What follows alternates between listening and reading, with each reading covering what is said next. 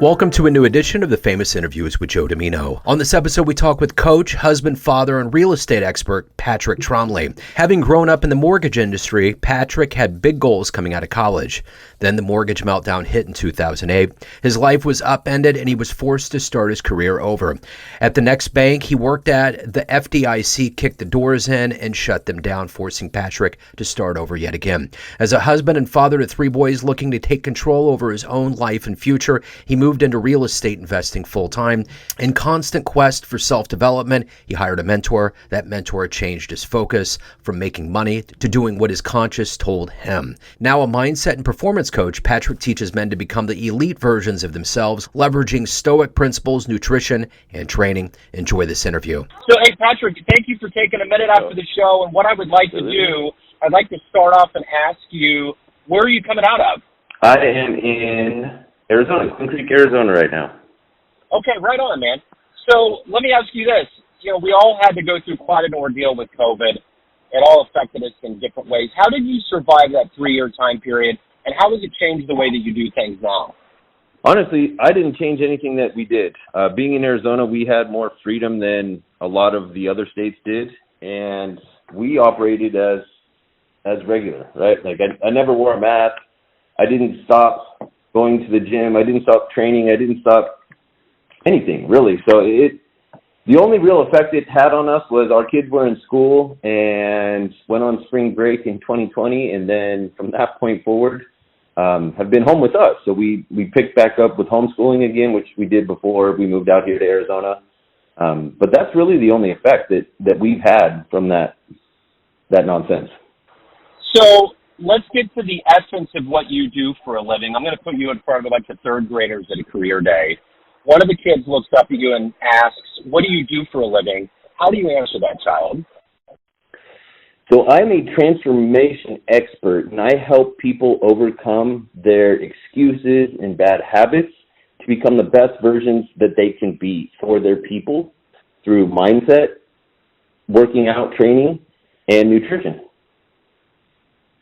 So when you were in the third grade, what did you want to be? What was your dream to grow up and become?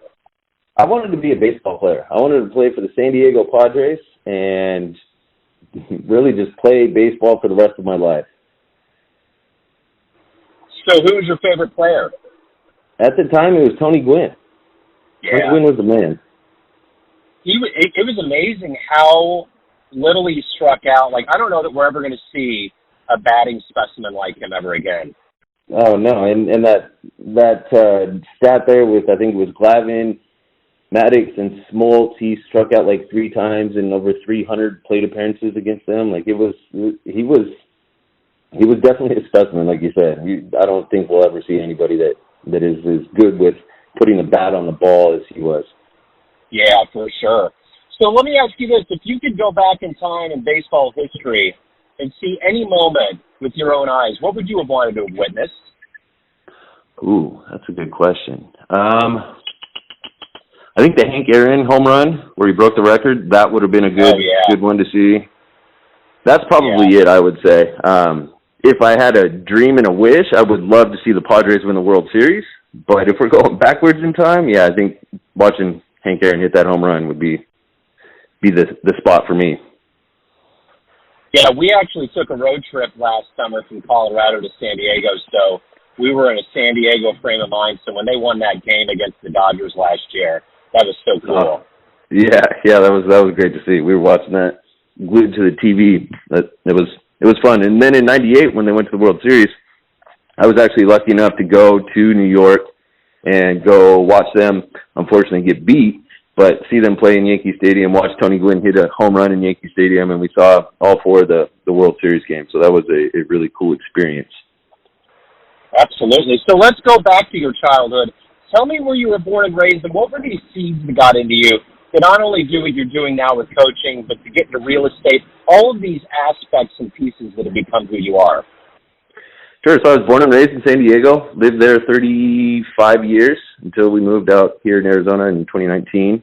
My mom was in the mortgage real estate industry, and so I kind of followed her in, started when I was 14 in high school doing kind of the back end stuff, shipping and insuring, boxing files up, moving them around.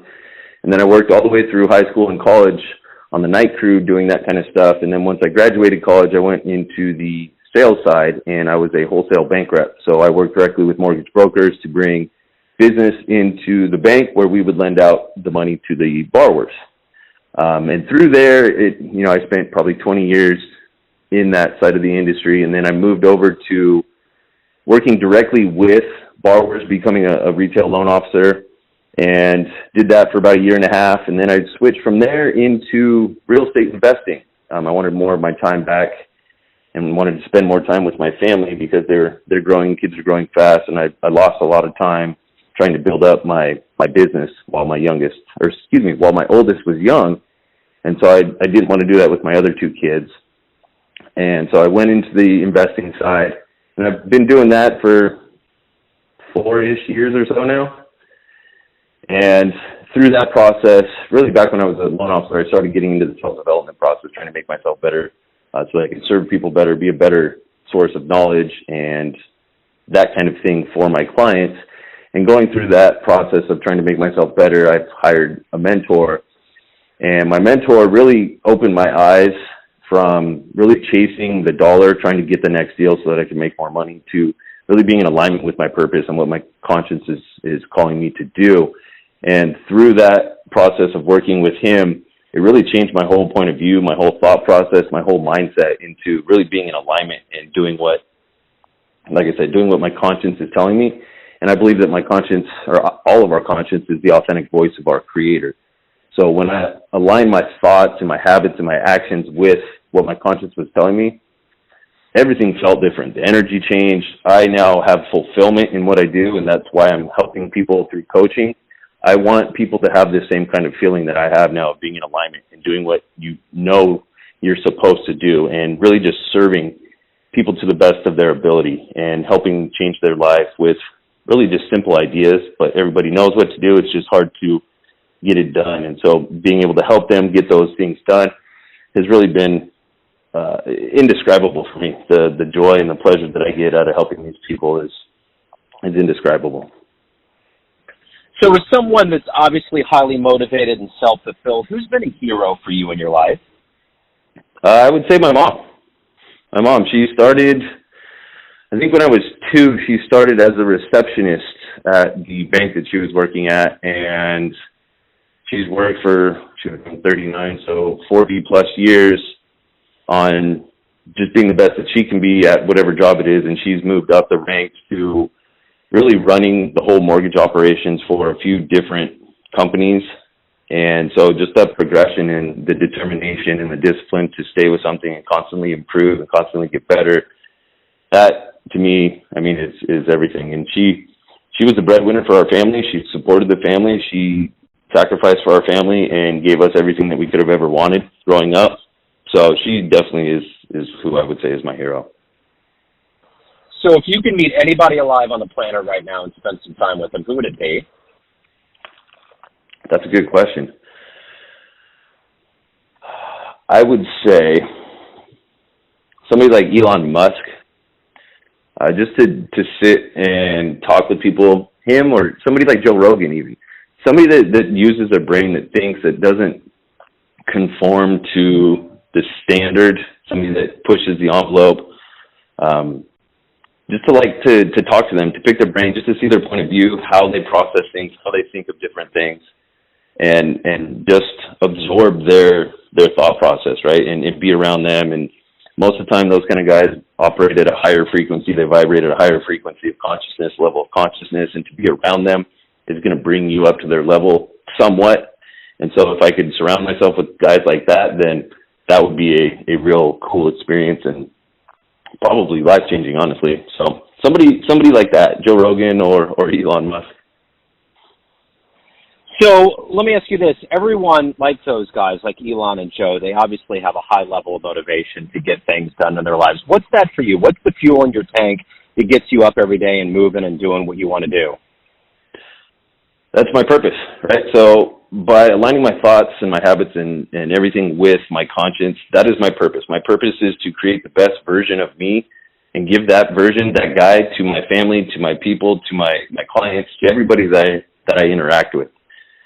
So my goal in what I do is I do my process every single morning. I have a non-negotiable process that makes me the best version. It prepares my mind so that I can be the best version of myself for everybody. So I feel accountable to them to bring them the best version, the most excited, the highest energy, the one that's living to the highest standard, that kind of thing. So it's really about being accountable and helping everybody that I interact with. And that for me is enough motivation. I get up early. I get up at 3:15 and I'm done with, probably 6 or 7 wins by the time most people get up. And that is really what primes me to be the best version I can, to help as many people as I can, and to really kind of be inspirational and be an example of what's possible and what anybody can do if they're disciplined and they put in work day after day.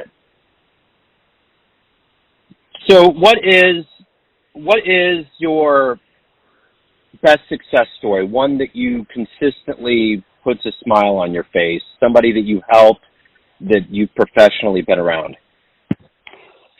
So there's probably a couple. The first time home buyer, one of my clients, last name was Havalosa, they were looking to buy a home it was a husband and wife, and they were going to have a baby pretty soon. So I was able to help them get into their first home and really start to build those memories around that. That sticks with me, and that was probably 8 years ago now. So that was a big one. And then I have a current client right now who was kind of a checked out dad. He wasn't really invested in being a present dad. And over the last 6 months or so, he has sent me multiple videos, multiple pictures of him playing with his kids, going on a walk with his kids in the snow back in the winter. And he texted me and said he hasn't gone on a walk and hung out with his kids like that for 6 months. And then in the video, you see his sons that are running around throwing snowballs, laughing, having a great time. And you could really see the impact of him re-engaging on his kids. And that, to me, that's really why I do all this, is because the impact that I have on my clients, I can see it in their families and their kids and in their relationships with their wives.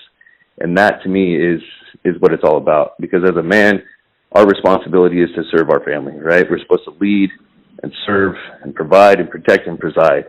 And to see my client taking what I'm giving him and applying it to his life, and then seeing those results reflected in his kids and his wife, that right there is everything. So those are the two that I would say are the biggest imprint, or biggest strongest memory I have of a direct, significant impact on my clients' lives. So of all of the things that you've done and accomplished in your life up to this point, what are you the proudest of? My marriage and my relationship with my kids. I would put my marriage up against anybody else's marriage in terms of every possible way that you can measure it, right? Every metric. The communication, the love, the sacrifice, the serving of each other. And then for my kids, I try every day to show them how a man's supposed to live, how a man treats his wife, how a man interacts with his kid, is a good dad. And to see them now wanting to be like me and to want to do the things that I'm doing, it shows that what I'm doing is right, in my opinion, and the kids value it, and they want to do it themselves. So that's it right there. So let's say you have a dream tonight. You run into the 20-year-old version of yourself, and you could give that version of you a piece of advice based on the life you've led so far, the wisdom you've gained. What would you tell that young version of you? Listen to your conscience. Simple. I wish I would have figured that out when I was 20. Listen to your conscience and do what it tells you to do. Because it is the authentic voice of our Creator, that is God telling us what His plan is, what He wants us to do with our life. And so if you're able to get into alignment with that as early as possible, or the quicker you can do that, the quicker you're going to see the benefit of living that life in alignment and congruence with your conscience, and really the whole level of your vibration, your consciousness level is leveled up consistently. The more you put the work in to be in alignment with that, the level goes up, the next level, and you keep reaching that next level, and you're bringing your people with you. You feel better. You have a better energy about you. You're more successful. You attract more positive energy to you, so you attract positive people, positive things. It's really about being in alignment with your conscience. So I would say listen to your conscience and get into alignment with it as quickly as possible. So everyone out there in all of these pockets of your world have a perception of you, family, friends, clients, colleagues, but you ultimately are the one in control. What's your perception of you? Who do you think you are? I think I'm a completely different man than I was 8 months ago. I think I am a man that leads by example, a man that keeps his word to himself, a man that is disciplined, and a man that is a servant leader. Right on. So, Patrick, if anyone out there wants to hire you, learn more about you, anything pertaining to your world, where's the best place to go?